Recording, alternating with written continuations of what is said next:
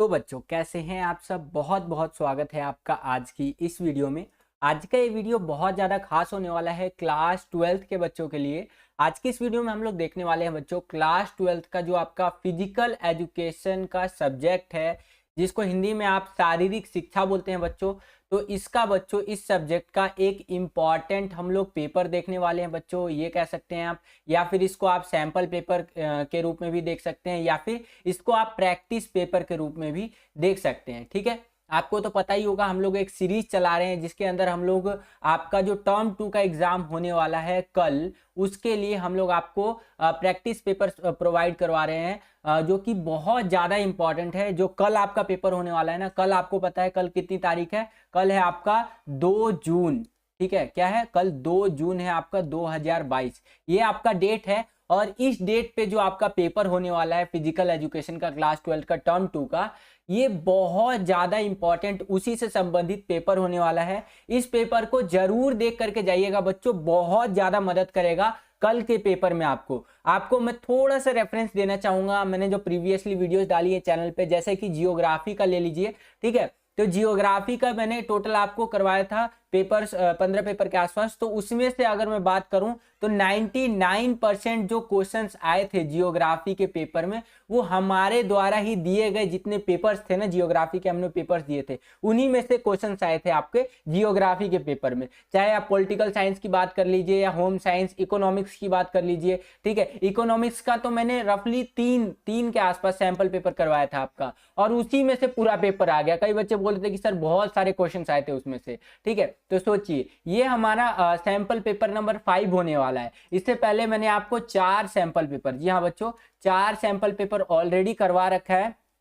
तो अगर आपने इन चारों सैंपल पेपर को नहीं देखा है तो अभी ये जो मैं प्रैक्टिस पेपर नंबर 5 यानी 5वां सैंपल पेपर करवा रहा हूं, इसको पहले कंप्लीट देख लीजिए, देन इन 4 पेपर्स को भी जरूर देख लीजिएगा। ठीक है, इन 4 पेपरों को देखने के लिए आप क्या कर सकते हैं, डिस्क्रिप्शन बॉक्स खोलेंगे, वहां पर भी आपको शो हो जाएगा। साथ ही साथ हम लोग प्लेलिस्ट भी बना रखे हैं, तो प्लेलिस्ट वाले सेक्शन में जाएंगे तो वहां पर भी फिजिकल एजुकेशन के पेपर्स की अलग से प्लेलिस्ट बनी हुई है, वहां पर भी देख सकते हैं। साथ ही साथ वीडियो वाला सेक्शन जो होता है चैनल पे, जिस पे आपको चैनल की वीडियोस दिखती है, तो वहां पर भी जा करके इन चारों पेपर्स को, ये 4 पेपर है, इनको आप देख सकते हैं। पहले आप इस पेपर को यानी 5वें पेपर को कंप्लीट देख लीजिए। और ये हमारा फाइनल पेपर है, लास्ट पेपर है जो हम आपको दे रहे हैं टर्म 2 के लिए फिजिकल एजुकेशन का। ठीक है, तो हमारी इतनी मेहनत के लिए ये 5 पेपर हमने करवा दिया फिजिकल एजुकेशन का। इतनी मेहनत के लिए बच्चों वीडियो को लाइक कीजिए। ये देखता हूं मैं आखिरी ये जो वीडियो डाला हूं फिजिकल एजुकेशन का सैंपल पेपर, इस पे कितने ज्यादा लाइक आते हैं।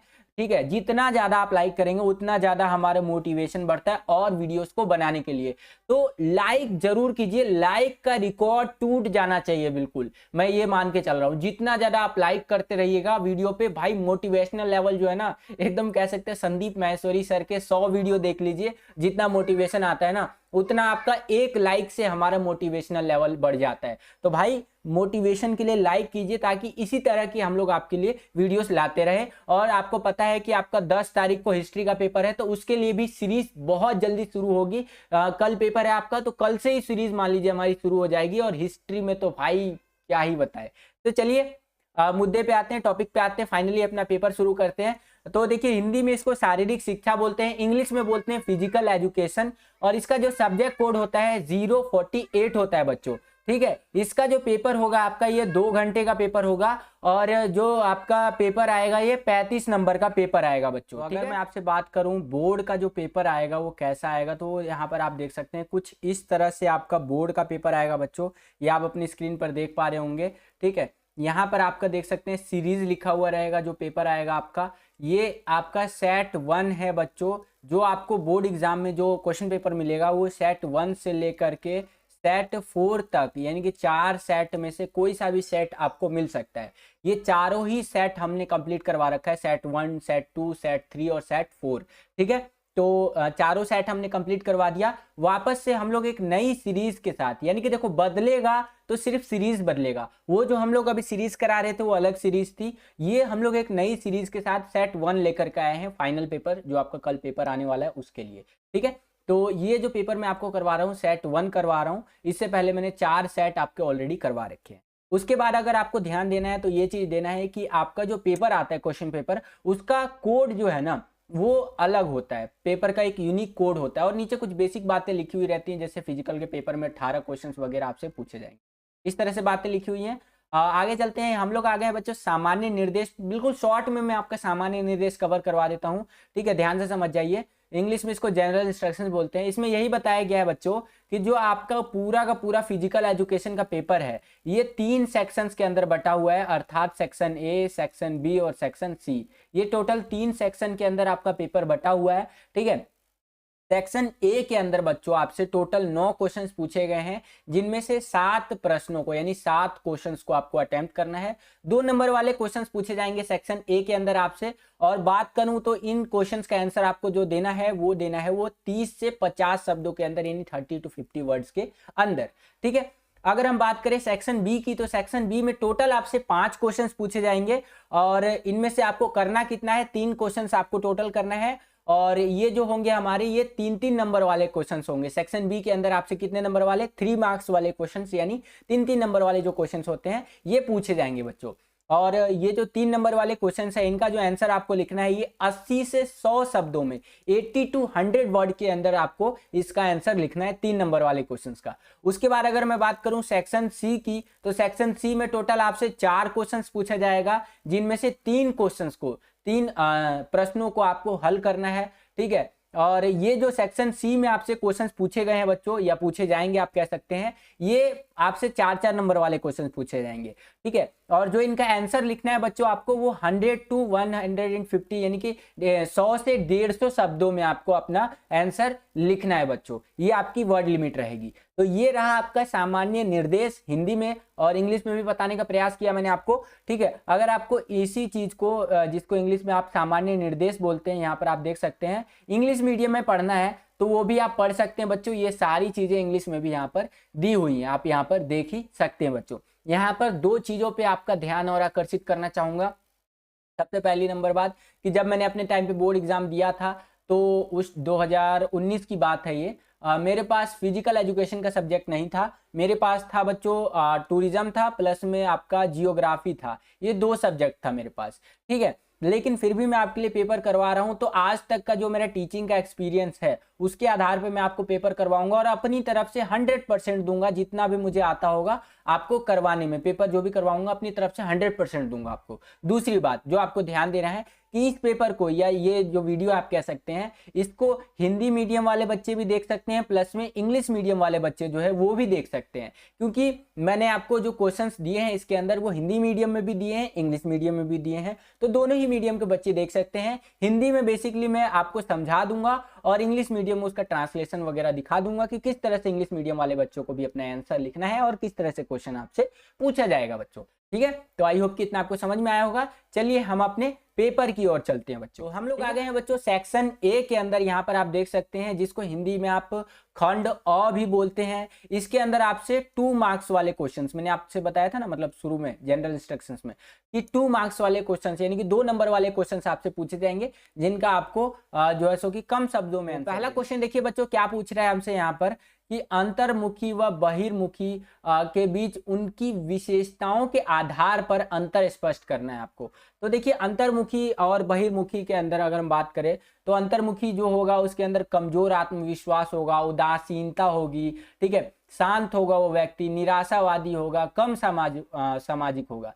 और बहिर्मुखी व्यक्ति जो होगा वो क्या होगा, आत्मविश्वास से, मोटिवेशन से भरा हुआ होगा, ऊर्जावान होगा, एनर्जेटिक होगा वो बंदा, जिंदा दिल होगा, आशावादी होगा और सामाजिक होगा। तो ये बेसिकली अंतर होता है हमारा अंतर्मुखी के अंदर और बहिर्मुखी के अंदर, ठीक है। यही क्वेश्चन अगर आपसे इंग्लिश में पूछेगा तो इस तरह से पूछेगा, ये आप अपनी स्क्रीन पर देख सकते हैं बच्चों। और जो आपको आंसर लिखना है वो कुछ इस प्रकार से लिखना है बच्चों, ये आप अपनी स्क्रीन पर देख सकते हैं, ठीक है। इस तरह से आपको अपना आंसर लिखते हुए चलना है, ये आप अपनी स्क्रीन पर देख ही सकते होंगे। आगे चलते हैं बच्चों, अगला प्रश्न देखते हैं। अगला प्रश्न है हमारा दूसरा क्वेश्चन। वही दूसरा प्रश्न बोले तो, कि बौद्धिक अक्षमता क्या है, इसकी प्रकृति बताइए, ठीक है। बौद्धिक अक्षमता बोले तो इंग्लिश मीडियम में पूछेगा तो इस तरह से पूछेगा, what is intellectual disability, state its nature, ठीक है। मतलब इंटेलेक्चुअल क्या होता है, बौद्धिक रूप से, एक तरह से मानसिक टाइप से कह सकते हैं, जिसके अंदर बुद्धि का इस्तेमाल होता है, तो वो अक्षमता। मतलब डिसेबिलिटी क्या होता है आपको पता है, डिसेबल आदमी बहुत तरह से होता है। शारीरिक रूप से आप किसी को अपंग देखते होंगे, जिसके हाथ कमजोर नहीं है, पैर नहीं है, इस तरह से शारीरिक रूप से डिसेबल है वो, जिसको आप लोग दिव्यांग बोलते हैं, ठीक है, या विकलांग जिसको बोलते हैं आप लोग, ठीक है। उसी तरह से बौद्धिक अक्षमता भी होती है, हमारा इंटेलेक्चुअल डिसेबिलिटी भी होता है। तो वो क्या होता है वो आपको बताना है। तो देखिए, बौद्धिक जो अक्षमता को कभी कभी मानसिक मंदता भी कहा जाता है। इसके अंतर्गत क्या होता है ना, व्यक्ति के अंदर प्रतिदिन आवश्यक कौशलों को करने में मानसिक मंदता दिखाई देती है। इसमें व्यक्ति कौशल तो सीख सकते हैं, परंतु सीखने का क्रम बहुत धीरे धीरे रहता है। यहाँ पर बौद्धिक अक्षमता की अलग अलग डिग्रियां रहती हैं, यह कम से कम अधिक गंभीर हो सकता है, ठीक है, यह कम से अधिक गंभीर हो सकता है। मतलब कि इसके अंदर देखिए, जब कोई आदमी बौद्धिक रूप से क्या है आपका अक्षमता है, मतलब डिसेबल है, जैसे ये आदमी देखेंगे आप, ठीक है, ये मस्त एक आदमी है, एक, ठीक है, हैप्पी सा आदमी है, तो ये एकदम नॉर्मल आदमी है, तो बिल्कुल नॉर्मल चीजें सीखेगा, कोई दिक्कत नहीं है। लेकिन वहीं पर ये भाई हमारे कौन है, ये आ जाता है मिस्टर पुष्पेंद्र, ठीक है। तो ये क्या है, ये बौद्धिक रूप से अपंग है, या अपंग कह रहा हूँ, अक्षमता है, मतलब डिसेबल है ये, ठीक है। तो ये कुछ भी चीज लर्न करेगा ना, ये डिसेबल है आपका, तो ये कुछ भी चीज लर्न करेगा आपका बच्चों, ये क्या हो गया ठीक है, अब ठीक है, ओके। तो ये कुछ भी चीज लर्न करेगा आपका, तो क्या होगा, बहुत दिक्कत आएगा इसको, ठीक है, क्योंकि ये बौद्धिक रूप से अक्षम है। जिसको आप अपने क्लास में भी देखते होंगे, कई सारे आपके क्लासमेट्स होंगे जिनको टीचर बोलते होंगे, अरे गधा है क्या, कुछ भी चीज समझाता हूँ समझे नहीं आता है तेरे को, ठीक है। तो मतलब देखा जाए ना, तो कहीं ना कहीं उनकी गलती नहीं है, वो बौद्धिक रूप से ना अक्षम है, ठीक है, मतलब अक्षम मतलब डिसेबल है एक तरह से, ठीक है, उसके शिकार है। तो इस तरह से आप समझ सकते हैं। और अगर मैं बात करूं इसकी प्रकृति की, तो इस तरह से लिख सकते हैं, नए ज्ञान तथा कौशल की सीखने में, मतलब कुछ भी चीज नया नहीं सीख पाएगा बंदा, ठीक है। और अपरिपक्व व्यवहार रहेगा, उसका जो बिहेवियर रहेगा वो भी कुछ ठीक नहीं रहेगा उस बंदे का। अगला है स्वयं की सीमित देखभाल, यानी खुद की भी देखभाल होती है ना, एक आदमी होता है कि खुद की देखभाल करता है भाई, तो लिमिटेड सेल्फ केयर करेगा, वो खुद की भी ज्यादा देखभाल नहीं करते ऐसे आदमी, ठीक है ना। तो इस तरह से इसका आंसर आप लिख सकते हैं। आई होप कि क्वेश्चन आंसर आपको समझ में आया होगा। यही क्वेश्चन, सेम क्वेश्चन अगर इंग्लिश में पूछेगा तो इस तरह से पूछेगा, what is intellectual disability, state its nature, ठीक है। तो आपको आंसर जो लिखना है, क्वेश्चन आपने देख लिया, आंसर आपको इस तरह से लिखते चलना है इस क्वेश्चन का, ठीक है। यहाँ पर आप अपनी स्क्रीन पर देख पा रहे होंगे, इस तरह से आपको अपना आंसर जो है वो लिखते हुए चलना है, ठीक है। आप यहाँ पर देख सकते हैं, नेचर क्या रहेगा, इंटेलेक्चुअल जो डिसेबल पर्सन है उसका, ठीक है। तो इस तरह से चीजें आपको लिखनी है। इंग्लिश मीडियम वाले बच्चे ध्यान से देख लीजिए, ठीक है। तो आई होप कि इतना आपको समझ में आ गया होगा बच्चों। आगे चलते हैं, अगला प्रश्न देखने का प्रयास करते हैं। अगला प्रश्न है हमारा तीसरा प्रश्न, थर्ड क्वेश्चन, कि क्वेश्चन पूछ रहा है कि संज्ञानात्मक अक्षमता क्या है, इसकी प्रकृति बतानी है आपको। यही क्वेश्चन इंग्लिश में पूछेगा, ठीक है। तो इस तरह से पूछेगा, यहाँ पर आप देख ही सकते हैं, तो इसके बारे में भी आपको बताना है। तो यहाँ पर आप पढ़ सकते हैं बच्चों क्या होता है ये, ठीक है ना, इसके अंदर क्या चीजें देखने को मिलती है व्यक्ति के अंदर, और सारी चीजें आप यहाँ पर देख सकते हैं। संज्ञानात्मक अक्षमता की प्रकृति क्या होती है, अति सक्रिय होता है आदमी, पठन अक्षमता होती है, ठीक है ना, और मेमोरी का भी डिसेबिलिटी होता है, मतलब स्मरण शक्ति की कमी होती है, कोई भी चीज याद नहीं कर पाता है आदमी, ठीक है। तो इस तरह से चीजें आप यहाँ पर देख सकते हैं। ये क्वेश्चन आप हिंदी में देख लीजिए कैसे क्वेश्चन आया हुआ है और कैसे आंसर आपको लिखना है इसका। अगर सेम क्वेश्चन आपका इंग्लिश मीडियम में आएगा तो कुछ इस प्रकार से आएगा, ये आप अपनी स्क्रीन पर देख सकते हैं, ये रहा आपकी स्क्रीन पर, ठीक है। इस तरह से आंसर आपको लिखते हुए चलना है, ठीक है। अभी मैंने बोला ना ये रहा आपकी स्क्रीन पर, मुझे कौन बनेगा करोड़पति याद आ क्या खैर चलिए आगे चलते हैं, ठीक है। तो इस तरह से इंग्लिश मीडियम में आपको आंसर लिखना है बच्चों। और देखिए, हमारी इतनी मेहनत को आप अगर अप्रिशिएट करना चाहते हैं तो हम आपसे कुछ भी डिमांड नहीं कर रहे हैं, बट एक टीचर होने के नाते मैं चाहता हूं कि ना, आप एक रिक्वेस्ट है आपसे कि वीडियो को लाइक जरूर कीजिएगा, बस इतना सही रिक्वेस्ट है, ठीक है। वीडियो को अगर आप लाइक करेंगे तो हमारा मोटिवेशनल लेवल जो है ना ये अप हो जाता है, बिल्कुल अप हो जाता है भाई। तो वीडियो को लाइक कीजिए, दबा के लाइक कीजिए वीडियो को। बहुत मेहनत लगा है भाई वीडियो आपके लिए तैयार करने में, कंटेंट तैयार करने में। ऐसा कंटेंट शायद ही आपको किसी चैनल पे देखने को मिले, इतने पेपर्स शायद ही आपको कोई चैनल करवा रहा हो, ठीक है। तो इतनी अगर मेहनत को आप अप्रिशिएट करना चाहते हैं तो ठोको लाइक यार। चलो आगे चलते हैं। अगला क्वेश्चन देखते हैं। अगला क्वेश्चन है हमारा चौथा क्वेश्चन कि मांसपेशीय संस्थान पर व्यायाम के प्रभाव का वर्णन करना है आपको। जो मांसपेशीय संस्थान होता है उसका व्यायाम पर क्या प्रभाव पड़ता है, यही क्वेश्चन अगर आपसे इंग्लिश मीडियम में पूछेगा तो इस तरह से पूछेगा कि describe the effect of exercise on muscle mass. ठीक है, मतलब हमारी जो मसल्स वगैरह होती है उस पर जो हम लोग एक्सरसाइज वगैरह करते हैं, व्यायाम करते हैं, तो उसका क्या इफेक्ट पड़ता है। तो देखिए, मांसपेशीय एक विशिष्ट ऊतक है और शरीर में इसके अंगों को गति देता है तथा हमारे शरीर को आकार देता है। व्यायाम का मांसपेशीय तंत्र पर क्या प्रभाव पड़ता है, मांसपेशियों के तापमान में वृद्धि होती है, मांसपेशियों की थकान में जो है सो की देरी रहती है, इस तरह से मतलब थकान दूर होती है। अगला है रक्त प्रवाह में वृद्धि होती है, मतलब हमारा ब्लड प्रेशर जो है ना ठीक रहता है। इसी तरह से चीजें आप यहाँ पर देख सकते हैं। ठीक है, और ये सारी चीजें आप लिखेंगे हिंदी मीडियम में। वही question, same question English medium में आएगा तो इस तरह से क्वेश्चन आएगा, और जो आपको आंसर लिखना है वो कुछ इस प्रकार से लिखना है, ये आप अपने स्क्रीन पर देख सकते हैं बच्चों। इस तरह से आपको आंसर लिखते हुए चलना है कि इंक्रीज इन मसल टेम्परेचर, ठीक है, डिलेड मसल जो भी है, इंक्रीज ब्लड फ्लो, इस तरह से चीजें आप देख सकते हैं, गुड मसल साइज, तो सारी चीजें यहाँ पर आप देख सकते हैं बच्चों।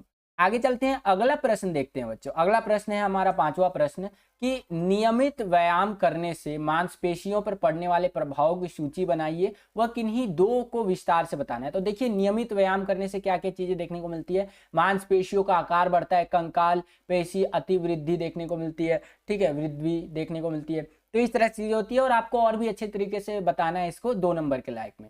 यही क्वेश्चन इंग्लिश में पूछेगा तो कुछ इस तरह से पूछेगा, ये आप अपनी स्क्रीन पर देख सकते हैं। इस तरह से इंग्लिश में पूछेगा और इस तरह से आंसर आपको लिखना है बच्चों।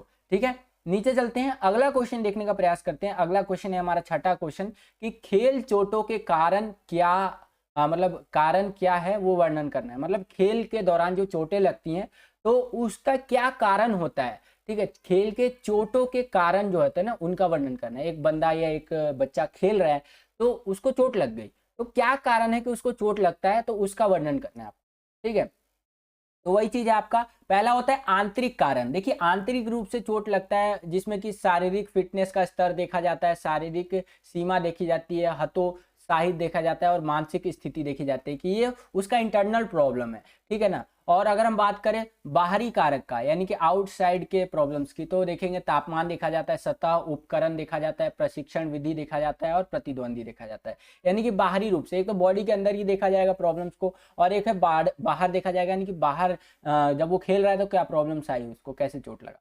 ठीक है, तो यही सेम क्वेश्चन इंग्लिश में पूछेगा तो इस तरह से पूछेगा कि what are the causes of sport injuries. ठीक है, इस तरह से, सॉरी।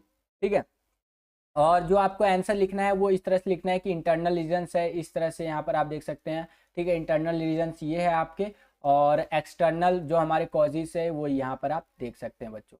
इस तरह से लिखना है आपको, इंग्लिश मीडियम वाले बच्चे देख लीजिए। ठीक है, आगे चलते हैं, अगला क्वेश्चन देखते हैं, सातवां क्वेश्चन कि सहन क्षमता से क्या अभिप्राय है। ठीक है, सहन क्षमता बोले तो क्या होता है बच्चों, ये होता है हमारा इंड्योरेंस, मतलब वही होता है ना, किसी आदमी का सहन क्षमता होता है कि भाई इतनी मेरी कैपेसिटी है, इसके बाद अगर तू मेरे को एक शब्द भी बोला तो भाई तेरी तो खैर नहीं, ऐसी वाली सहन क्षमता आप समझ सकते हैं।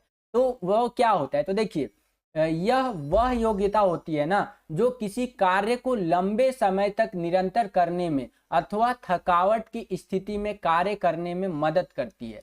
ठीक है, तो वही चीज मैंने आपको बताया, सहन क्षमता मतलब कि कोई भी काम वो कर रहा है, जैसे कि मान लीजिए वो जो मैंने आपको एग्जांपल दिया वो बिल्कुल सही एग्जांपल है। क्यों, क्योंकि ऐसे मान लीजिए एक काम ही कर रहे हैं ना भाई, किसी की बातों को आप सुन रहे हैं तो एक काम ही है वो। ठीक है, तो वो भी आपका जो सहन क्षमता है ना उसका टेस्ट होता है। ठीक है, उसी तरह से मान लीजिए कोई काम कर रहे हैं, दबा के काम कर रहे हैं, ठीक है, तो वहां पर जो आपकी सहन क्षमता रहती है उसका एक लिमिट होता है यार। जैसे एक आदमी क्या होता है, एक आदमी मान लीजिए जॉब करता है, ठीक है, नॉर्मल आदमी, आप लाइफ में कभी जॉब करेंगे तो आप ये चीज महसूस करेंगे कि एक आदमी मैक्स टू मैक्स 12 घंटे तक नॉर्मली जॉब कर सकता है। मैक्स टू मैक्स बता रहा हूँ, 12 घंटे तक अगर वो कितना भी करेगा ना, तो 12 घंटे तक अगर आपसे उससे काम करवा लीजिए ना तो ठीक है, बंदा कर देगा यार। लेकिन जैसे ही भाई 12 घंटे का लिमिट क्रॉस हुआ, जैसे कि 24 घंटे होते हैं ना एक दिन में, 12 घंटे का लिमिट क्रॉस हुआ और बॉस ने उसको बोल दिया कि भाई 14 घंटे तेरे को जॉब करनी है, तो एक प्राइवेट जॉब कर रहा है, 14 घंटे जॉब करनी है या फिर 16 घंटे जॉब करनी है, तो भाई नेक्स्ट लेवल का उसका गुस्सा जो रहेगा ना वो नेक्स्ट लेवल का रहेगा, और उसकी जो सहन क्षमता है ना उससे ज्यादा काम करवाया जा रहा है। ठीक है ना। तो यहाँ पर उसकी सहन क्षमता टूट जाएगी, उसका सब्र का बांध टूट जाएगा। समझ रहे हैं आप, ठीक है। तो यही चीज़ें हिंदी में यहाँ पर आप देख सकते हैं, ठीक है। और इंग्लिश मीडियम में भी देख लीजिए, इस तरह से आएगा क्वेश्चन आपका, और जो आंसर लिखना है इस तरह से आपको लिखना है बच्चों। 2 नंबर का एक क्वेश्चन पूछ सकता है। आगे चलते हैं, अगला क्वेश्चन देखते हैं। अगला क्वेश्चन है 8वां क्वेश्चन, 2 नंबर के लिए। 8वां क्वेश्चन पूछ रहा है यहाँ पर बच्चों हमसे कि लचक से आप क्या समझते हैं, और लचक के किसी एक प्रकार को लिखिए। ठीक है, तो देखिए लचक शरीर के जोड़ों की गति की विस्तार को लचक या फिर हम लोग लोच या लचक कहते हैं। ठीक है, जो शरीर की जो जोड़े होती है ना, उनकी गतियों का जो विस्तार होता है उसको लोच या लचक कहते हैं। और हम बात करें लचक के प्रकारों की, तो इस तरह से आप लिख सकते हैं सक्रिय लचक, स्थिर लचक। ठीक है, तो इस तरह से आप लिख सकते हैं। बाकी पूरा आंसर आप यहाँ पर पढ़ लीजिए कैसे आपको लिखना है बच्चों। मैंने आपको सब हेडिंग्स बता दिया और पूरा आंसर आपको दिखा दिया बच्चों। ठीक है, क्वेश्चन बहुत इंपॉर्टेंट है बच्चों, मैं बार बार ही आपको प्रीवियस वीडियो में भी बताया था, बहुत ज़्यादा इंपॉर्टेंट है भाई। आ सकते हैं, इसकी बहुत चांसेस है, इन्हीं क्वेश्चंस में से कल का पेपर बनेगा। इस बात को आप अपने दिमाग में बैठा लीजिए भाई, ठीक है। तो हो जाता है कभी कभी। आगे चलते हैं। यही क्वेश्चन इंग्लिश में अगर आपसे पूछेगा तो ये आप आपकी स्क्रीन पर ये रहा, देख सकते हैं। 8th क्वेश्चन जो है, what do you understand by flexibility and right any one type of flexibility. तो देख सकते हैं फ्लेक्सिबिलिटी के बारे में डेफिनेशन दे रखी है कि क्या होता है ये, और बता रखा है कि एक्टिव फ्लेक्सिबिलिटी होता है हमारा, ठीक है। और उसके बाद बता रखा है यहाँ पर हमारा स्टैटिक फ्लेक्सिबिलिटी होता है। तो ये सारी चीजें आप यहाँ पर देख सकते हैं बच्चों। आगे चलते हैं, अगला क्वेश्चन देखने का प्रयास करते हैं। अगला क्वेश्चन है 9वां क्वेश्चन, यहाँ पर आप अपनी स्क्रीन पर देख पा रहे होंगे कि गतिशील लचक से क्या अभिप्राय है। गतिशील लचक बोले तो डायनामिक फ्लेक्सिबिलिटी, ठीक है ना।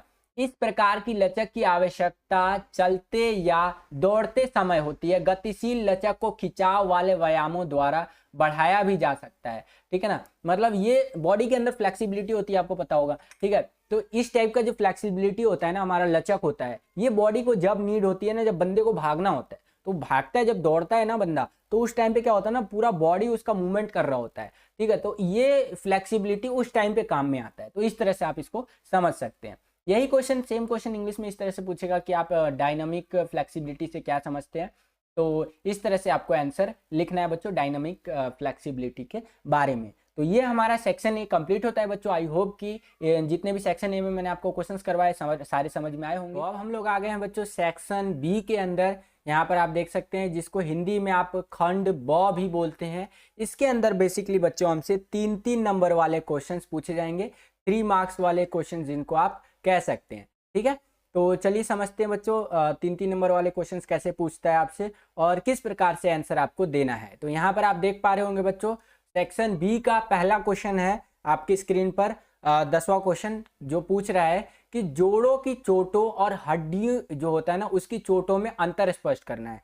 कि जो जोड़ होता है हमारा, जॉइंट्स होता है, उनकी चोट में क्या डिफरेंस होता है, और जो हड्डियां होती है हमारी, बोन्स होती है, उनमें जब चोट लगता है, इंजुरी आती है, तो क्या दिक्कत आता है, ठीक है। तो यहाँ पर आप देख सकते हैं जोड़ों की चोटों के बारे में बता रखा है कि इसमें क्या होता है ना, विस्थापन देखने को मिलता है, डिसलोकेट हो जाता है। जब जॉइंट्स के अंदर चोट लगता है ना, तो 2 जॉइंट जैसे जुड़े हुए हैं, जैसे कि मैं आपको बताऊं, ये हमारा घुटना होता है। देखो भाई मेरी ड्राइंग बहुत खराब है तो एडजस्ट कर लेना।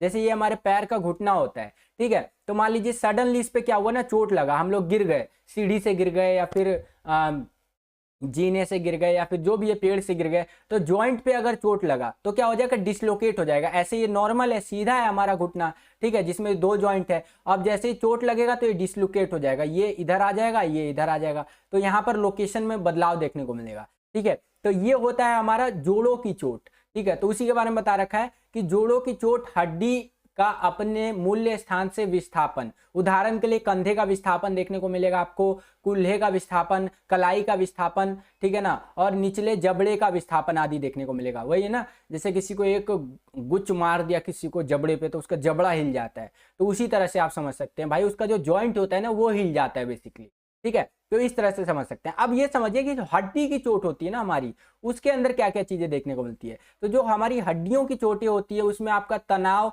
अस्थिभंग देखने को मिलेगा, यानी समय के साथ बार बार तनाव के कारण हड्डियों का अस्थिभंग होगा, ठीक है। मतलब हड्डियों के बारे में बेसिकली बहुत सारे बता रखे हैं बातें, जो कि आप यहाँ पर देख सकते हैं कि इनमें क्या अंतर होता है, ठीक है ना। ये कई बार टूटती हैं तो जुड़ भी जाती हैं हड्डियां, ठीक है ना। तो ये सारी चीजें यहाँ पर आप देख सकते हैं। ठीक है, यही चीज एक चित्र के माध्यम से यहाँ पर आपको दिखाने का प्रयास किया गया है कि अनुप्रस्थ जो हमारा हड्डी का चोट होता है, तनाव के कारण जो हड्डी का चोट होता है, इसमें क्या क्या दिक्कतें आती है। ठीक है, अनुप्रस्थ में इस तरह का हड्डी का चोट होता है, हमारा तनाव के कारण इस तरह का हड्डी का चोट होता है। ठीक है, तिरछा में इस तरह का हड्डी का चोट देखने को मिलता है, कच्चा चोट ऐसा होता है, यहाँ पर आप देख सकते हैं। ठीक है, और बहुखंड जिसमें हड्डी जो होता है ना चूर चूर हो जाता है, जिसको बोलते हैं ना कि भाई इस पे तो गाड़ी चढ़ गई या फिर जो भी XYZ जो भी हो गया जिससे कि इसकी हड्डियां चूर चूर हो गई, तो इस तरह से हड्डी का चोट होता है, हड्डी का चूर चूर हो जाना।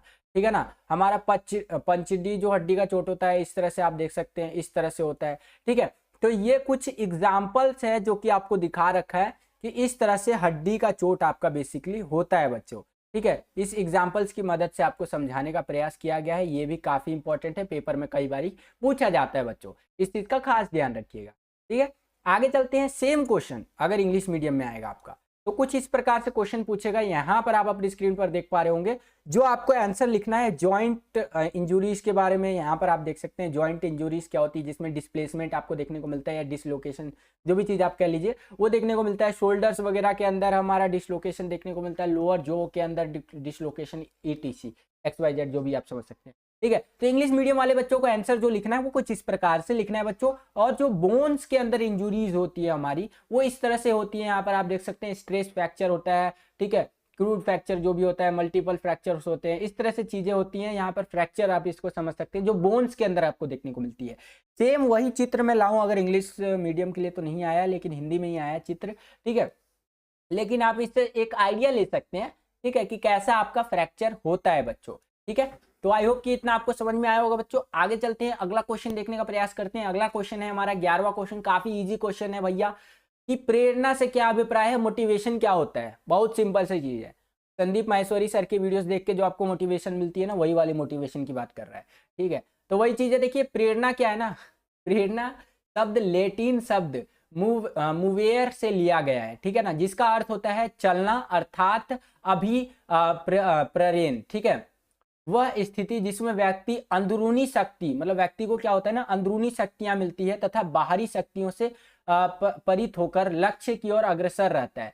ठीक है, यानी कि प्रेरणा जिसको, मोटिवेशन जिसको आ गया ना भाई, बिल्कुल अंदर से मोटिवेट रहता है, बाहरी शक्ति से भी थोड़ा थोड़ा मोटिवेट रहता है और काम करता है, जिससे कि कुछ सीखने की प्रेरणा हो सकती है, कुछ प्रशिक्षण हो सकता है, चीजें बहुत सारी चीजें होती हैं। ठीक है, तो आप यहाँ पर हिंदी मीडियम वाले बच्चे पढ़ लीजिए कि किस तरह से आपको आंसर लिखना है हिंदी मीडियम में। ठीक है, अगर सेम चीज एक थोड़ा सा पैराग्राफ कह रहा हूँ, मतलब थोड़ा आपको डायग्राम थोड़ा सा बना करके दिखाया हुआ है कुछ छोटा सा चीजों में, तो आप यहाँ पर देख सकते हैं। अभी प्रेरणा के बारे में बता रखा है चीजें, मोटिवेशन के बारे में, तो यहाँ पर आप प्रकार देख सकते हैं, इसके तकनीक क्या क्या टेक्निक्स होते हैं हमारे, वो सारी चीजें देख सकते हैं। तो इनको थोड़ा सा माइंड में ना बिठा लीजिए, आपको काम आएगा ये। ठीक है ना, तो इस तरह से होता है। ठीक है, और प्रेरणा वही मोटिवेशन का अर्थ बता रखा है कि वह स्थिति जिसमें व्यक्ति आंतरिक बाहरी कारणों से प्रेरित होकर लक्ष्य की ओर लगातार अग्रसर रहता है, आंतरिक और बाहरी कारणों से। ठीक है, तो इस तरह से रहेगा आपका ये सेम क्वेश्चन इंग्लिश में पूछेगा आपसे, तो व्हाट इज मीन बाय प्रेरणा। ठीक है, मतलब वही मोटिवेशन की बात पूछ रहा है। तो इंग्लिश मीडियम में क्वेश्चन इस तरह से आया, और इंग्लिश मीडियम में आंसर जो आपको लिखना है वो कुछ इस प्रकार से लिखना है, ये आप अपनी स्क्रीन पर देख पा रहे होंगे बच्चों।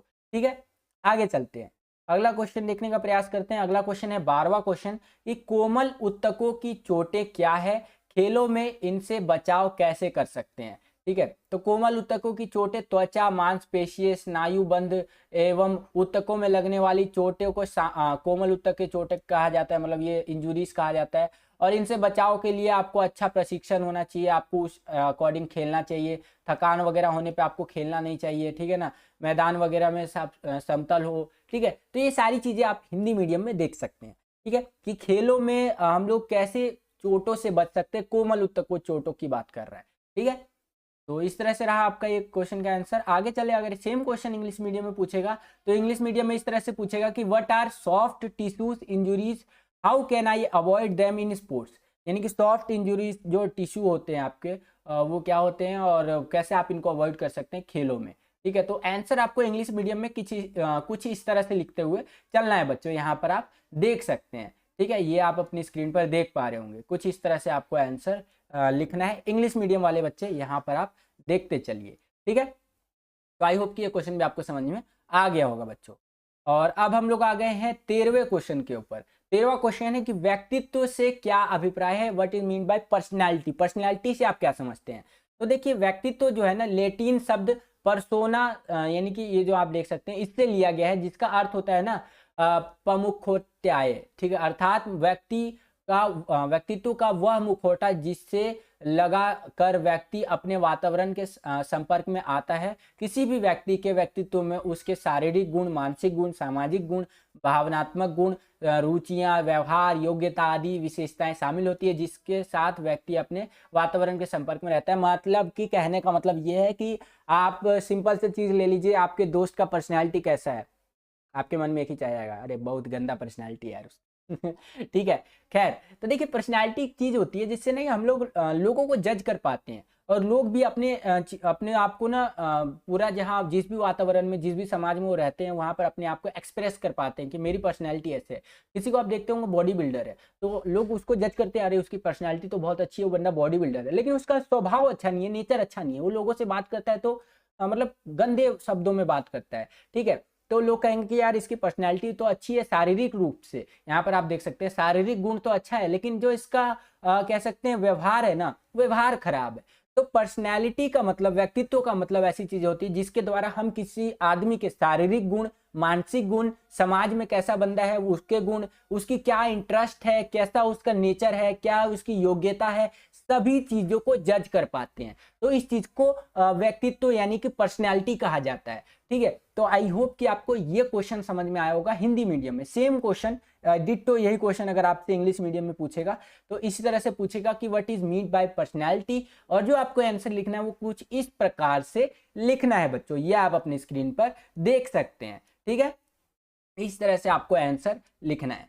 आगे चलते हैं, अगला क्वेश्चन देखने का प्रयास करते हैं। हमारा 14वां क्वेश्चन है कि गति को विकसित करने की दो विधियों का वर्णन कीजिए, ठीक है। मतलब जो गति होता है हमारा, उसको विकसित करने की जो दो विधियां हैं, ठीक है, विधियां बोल दिया मैंने, माफी चाहूंगा, विधियों का वर्णन करना है, मतलब तरीकों के बारे में बताना है, ठीक है। Describe 2 methods of developing momentum, ठीक है। तो गति मतलब वही दौड़ते हुए या इस तरह से आता है ना। तो यहाँ पर आप देख सकते हैं निर्धारित दौड़, यानी कि जो हमारा एक जो हमारा होता है ना रेस के लिए होता है ना, वो जो दौड़ भाग का कंपटीशन होता है, रनिंग कंपटीशन वगैरह, तो उसके लिए है। तो चीजें आप यहाँ पर देख सकते हैं कैसे आपको लिखना है विथ, मैंने आपका इमेज के साथ प्रीवियसली भी एक क्वेश्चन करवाया था, लेकिन ये वाली इमेज ऐड नहीं की थी।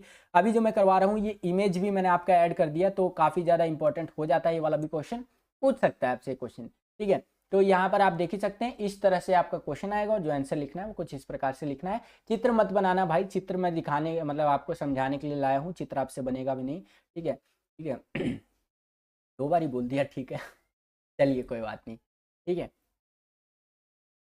आगे चलते हैं, उदाहरण, यहाँ पर उदाहरण में भी दे रखा है, मतलब एग्जाम्पल भी दे रखा है, तो इस तरह से चीजें आप देख सकते हैं। उसके बाद अगला है हमारा त्वरण दौड़ जो होता है हमारा, यहाँ पर आप देख सकते हैं, ठीक है। इस तरह से चीजें यहाँ पर आपको लिखनी है। आगे चलते हैं, तो ये हमारा सेक्शन हो गया कंप्लीट। अब हम लोग आ गए हैं अगले सेक्शन के अंदर, सेक्शन सी के अंदर, जिसको हिंदी में आप खंड 100 भी बोलते हैं। इसके अंदर आपसे 4-4 नंबर वाले क्वेश्चंस पूछे जाएंगे, इंग्लिश में बोलूं तो 4 मार्क्स वाले आपसे क्वेश्चंस पूछे जाएंगे सेक्शन सी के अंदर, ठीक है। तो चलिए सेक्शन सी के जो क्वेश्चंस हैं उनको हल करने का प्रयास करते हैं। सेक्शन सी का पहला क्वेश्चन, ADHD के लक्षण आपको लिखने हैं। ADHD के लक्षण क्या होते हैं ये आप अपनी स्क्रीन पर देख पा रहे होंगे। किसी एक स्थान पर छोटी अवधि के लिए बैठने में भी परेशानी आती है, ठीक है ना, और शांत रहने वाली क्रियाओं को करने में परेशानी, जैसे पढ़ना, याद करना, इसमें प्रॉब्लम आने लग जाता है। पीड़ित व्यक्ति घूमते हुए ज्यादा नजर आते हैं। जब ADHD किसी को हो जाता है ना तो आदमी बैठ नहीं सकता प्रॉपर, ठीक है, ज्यादातर आपको घूमते हुए दिखाई देगा। जल्द निर्णय लेना, बिना सोचे समझे बोल देना, अपनी बारी के लिए इंतजार करना, बंटवारा उनके लिए कठिन है, ठीक है। तो इस तरह से चीजें दी हुई है। जिसको ADHD हो जाता है ना तो इस तरह के लक्षण उसके अंदर सिम्टम्स देखे जाते हैं। ये आप अपनी स्क्रीन पर देख सकते हैं। लापरवाही बरतता है, वो गलतियां करता है, ठीक है। तो ये आप मोस्ट प्रोबेबली अपने दोस्त के बारे में सोच रहे होंगे कि भाई इसके अंदर तो है ये ADHD का लक्षण। खैर यही क्वेश्चन इंग्लिश में पूछेगा तो इस तरह से कि right the symptoms of ADHD, तो आंसर जो आपको लिखना है वो कुछ इस प्रकार से लिखना है। ये आप अपनी स्क्रीन पर देख सकते हैं बच्चों, ठीक है। इस तरह से आंसर आपको लिखते हुए चलना है। यहाँ पर आप देख ही सकते हैं। ठीक है, इस तरह से आगे चलते हैं। थोड़ा सा और आंसर रह गया, तो इस तरह से आपको आंसर लिखना है, जो आप देख सकते हैं 4-4 नंबर वाले क्वेश्चन से। आगे चलते हैं, अगला क्वेश्चन देखते हैं। अगला क्वेश्चन है कि अक्षमता शिष्टाचारों की व्याख्या कीजिए। जो अक्षमता की शिष्टाचार होते हैं, यानी कि जो एक्सप्लेन करना है आपको डिसेबिलिटी का जो शिष्टाचार होता है ना, उसको। ठीक है, तो देखिए शिष्टाचारों में क्या ला सकते हैं कि उचित शब्द का चयन, जो आप बोलते हैं उससे पहले जो भी शब्द आप चूज करते हैं अच्छा शब्द इस्तेमाल कीजिए। ठीक है, और उसके बाद है उचित संबोधन। कोई भी चीज को आप मान लीजिए किसी सभा में आप कोई चीज बोल रहे हैं तो अच्छे से संबोधित करिए, अच्छे से उसको होस्ट करिए। एक तरह से होता है ना, हाथ मिलाना, सहायता करना, ये सारे हमारे जो डिसेबिलिटी के शिष्टाचार होते हैं ना, ये सारे होते हैं। तो इस तरह से आप पढ़ सकते हैं, रीड आउट कर सकते हैं बच्चों। ठीक है, तो ये सारी चीजें इस तरह से आपके सामने। तो आई होप कि इतना आपको हिंदी में समझ में आ गया होगा। इंग्लिश मीडियम में सेम क्वेश्चन पूछेगा, तो इस तरह से कि एक्सप्लेन करना है आपको डिसेबिलिटी का जो शिष्टाचार होता है उसको। तो यहाँ पर आप देख सकते हैं इस तरह से एक्सप्लेन आपको करना है बच्चों। ठीक है, इंग्लिश मीडियम वाले बच्चे वीडियो को पॉज करके अपना आंसर रीड आउट कर सकते हैं बच्चों। यहाँ पर और देखेंगे तो इस तरह से आपको दे रखा है, इस तरह से आंसर आपको लिखना है इंग्लिश मीडियम के अंदर। ठीक है, आगे चलते हैं, अगला क्वेश्चन देखने का प्रयास करते हैं। अगला क्वेश्चन है 17वां क्वेश्चन कि अस्थमा की रोकथाम के लिए उपयोग किए जाने वाले किन्हीं 3 आसनों की सूची बनानी है और उनके 2 लाभ भी लिखने हैं। ठीक है, तो देखिए मैंने 2 बारी तो करवा ही दिया, ये वाला क्वेश्चन काफी इंपॉर्टेंट लग रहा था मेरे को। तो देखिए अस्थमा के लिए आप क्या कर सकते हैं, सुखासन कर सकते हैं, चक्रासन कर सकते हैं, गोमुख आसन, पर्वतासन, भुजंगासन, पश्चिमोत्तर आसन, ठीक है, मत्स्य आसन। अभी ये सारे आसन करेंगे तो आपका जो अस्थमा है ना, उसमें आपको बहुत ज्यादा हेल्प मिलेगा। ठीक है, तो जिस व्यक्ति को भी अस्थमा होता है ये सारे आसन कर सकता है। या आप अपनी स्क्रीन पर देख सकते हैं, ये सारे चित्रों की सहायता से आपको समझाने का प्रयास किया गया है बच्चों कि जिस आदमी को भी अस्थमा है वो इन आसनों को मतलब करके अपनी प्रॉब्लम को कुछ हद तक ठीक कर सकता है। ठीक है, तो इस तरह से ये क्वेश्चन रहा और इसका answer same question English medium में पूछेगा।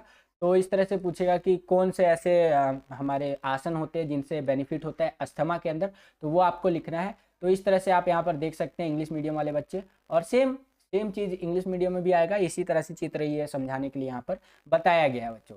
ये आप देख सकते हैं, ये काफी ज्यादा इंपॉर्टेंट है, ध्यान रखिएगा पेपर की दृष्टि से। ठीक है, आगे चलते हैं, अगला प्रश्न देखने का प्रयास करते हैं। अगला प्रश्न है हमारा 18वां क्वेश्चन।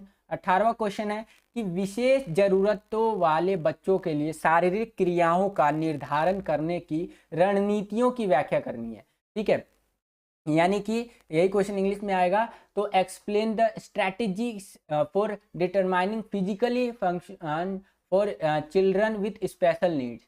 ठीक है, तो इस तरह से क्वेश्चन पूछेगा तो उनके लिए क्या होना चाहिए, विशेष जरूरतों वाले बच्चों के लिए डॉक्टर की जांच होनी चाहिए, ये बहुत जरूरी है। पूर्वानुमान होना चाहिए, ये भी बहुत जरूरी है। ठीक है, उनका इंटरेस्ट के हिसाब से चीजें होनी चाहिए, वो भी बहुत जरूरी है। तो इस तरह से चीजें आप लिख सकते हैं। वीडियो को पॉज करके पढ़ना चाहे तो पढ़ भी सकते हैं बच्चों, हिंदी मीडियम वाले बच्चे। ठीक है, साथ ही साथ अगर मैं नीचे चलूँ तो उनकी क्षमता जो है, उनकी कैपेसिटी, ये भी बहुत जरूरी है। जब भी शारीरिक क्रियाओं का निर्धारण किया जाए तो दिव्यांग की शारीरिक तथा मानसिक योग्यताओं को समझ लेनी चाहिए, ताकि उनकी क्षमता के अनुसार शारीरिक क्रियाओं का चयन किया जाए। मतलब जो दिव्यांग आदमी है, दिव्यांग बच्चा है, तो उसके अकॉर्डिंग उसको काम देना चाहिए। कि ये नहीं कि भाई वो काम कर सकता है 10 किलो का, आप काम दे रहे हो 100 किलो का। ठीक है, मैं एक मतलब एग्जाम्पल बताने का प्रयास किया। उसी तरह से रूपांतरित उपकरण के बारे में भी सोचना चाहिए। ठीक है ना, कि उपकरणों का रूपांतरण हमेशा दिव्यांग की क्षमता के स्तर के अनुरूप हो, ताकि वह शारीरिक क्रियाओं में भाग ले सके, यानी कि जो फिजिकल एक्टिविटी है उसके अंदर पार्टिसिपेट कर सके। ठीक है, सेम क्वेश्चन, यही सेम क्वेश्चन अगर इंग्लिश में पूछेगा तो कुछ इस तरह से पूछेगा, यहाँ पर आप देख सकते हैं। और जो आपको आंसर लिखना है वो कुछ इस प्रकार से लिखना है। यहाँ पर आप देख सकते हैं मेडिकल एग्जामिनेशन होना चाहिए उसका। ठीक है, प्रायर एक्सपीरियंस होना चाहिए, इंटरेस्ट होना चाहिए, एबिलिटी होना चाहिए। तो इंग्लिश मीडियम वाले बच्चे भी यहाँ पर देखते चलिए कि कैसे आपको आंसर जो लिखना है, और जो उन बच्चों के लिए इक्विपमेंट्स यूज होनी चाहिए, मशीन यूज होना चाहिए, वो मॉडिफाइड होना चाहिए, नॉर्मल से थोड़ा अलग होना चाहिए। ठीक है, तो इस तरह से इंग्लिश में आपको आंसर लिखना था। तो ये जो हमारा पेपर था, फाइनल पेपर कल के लिए ये हमारा समाप्त होता है, फिजिकल एजुकेशन का पेपर नंबर 5। कि आपको ये वीडियो पसंद आया होगा बच्चों। अगर आपको ये वीडियो पसंद आया तो वीडियो को लाइक करो भाई, दबा कर लाइक करो वीडियो को, हमारा मोटिवेशन बढ़ाओ और वीडियोस बनाने के लिए। आपके लिए अभी हिस्ट्री के लिए अभी हम लोग आपके साथ हैं, और जो हिस्ट्री के लिए पूरा एक तो कह सकते हैं ना दौड़ चलेगा भाई, हिस्ट्री की तो आप चिंता ही मत करो। ठीक है, साथ ही साथ एक चीज़ और बोलना चाहूँगा कि अगर आप हमारे चैनल पर नए आ गए और हमारे चैनल को सब्सक्राइब नहीं किया तो लाल कलर का बटन दबा करके चैनल को सब्सक्राइब कर सकते हैं, बिल्कुल ही फ्री है। इसी तरह का जो हम टर्म 2 का तैयारी करवा रहे हैं, इसी तरह के वीडियोस को पाने के लिए और इन्फॉर्मेशन से भरे रहने के लिए सब्सक्राइब करने के साथ साथ एक चीज़ का ध्यान रखिएगा कि बगल में आपको कुछ इस तरह का घंटी का आइकन देखने को मिलेगा, घंटी या घंटा कुछ भी कह सकते हैं, ठीक है। इसको आपको क्या करना है, प्रेस करना है। प्रेस करने के बाद आपको क्या करना है, ऑल पे क्लिक करना है। जैसे ही आप ऑल पे क्लिक कर देंगे, हमारे द्वारा आपके लिए जो टर्म 2 के लिए जितने भी नए वीडियोस डाले जाएंगे जिससे कि आपकी टर्म 2 की तैयारी अच्छे से हो सके, उसका नोटिफिकेशन सबसे पहले आपके फोन पर आ जाया करेगा। तो आज के लिए इतना ही बच्चों, मिलता हूं आपसे अगली और एक्साइटिंग वीडियो में। तब तक के लिए खुश रहिए, खुश रखिए सभी को। जय हिंद, वंदे मातरम।